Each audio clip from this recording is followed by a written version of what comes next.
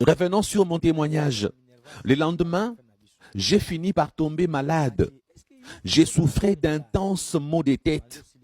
Plus tard, à l'hôpital, j'ai fui opéré, mais les docteurs n'y parvenaient pas à diagnostiquer la maladie qui me tourmentait, puisqu'elle était d'origine mystique. Je me rappelle depuis le jour où mon cousin m'avait remis l'argent, j'ai commencé à faire des rêves étranges. J'ai rêvé des gens qui sont morts, j'ai rêvé des cercueils et des cimetières. Plus tard, je voyais dans mes rêves les gens bizarres qui se moquaient de moi.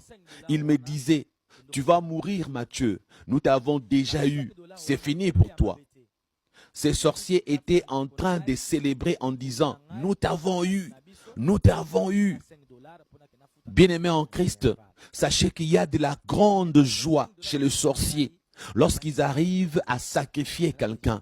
C'est une fête pour eux. Ils sont très contents, ils jubilent et ils se moquent même de leurs victimes. Après cela, je fus transporté à l'hôpital. Le médecin ne pouvait rien faire pour moi, car la source de ma maladie était mystique. J'étais transporté d'un hôpital à un autre. À un certain moment, je me suis dit, comme la médecine moderne ne peut rien faire pour moi, si je reste à l'hôpital, je risque de mourir. Je dois recourir à la prière. J'ai donc demandé à ma famille de me transporter à l'église. Ma famille m'emmena de l'hôpital à l'église et là-bas, j'ai vu donc l'efficacité de la prière car ma santé s'était améliorée tout d'un coup. J'ai alors demandé à ma famille de me laisser rester sous la supervision et le suivi des hommes de Dieu. Je me suis dit, si je suis interné à l'église, j'ai la chance d'être guéri complètement. Ma famille était d'accord avec moi. Ils me laissèrent sous le soin des hommes de Dieu.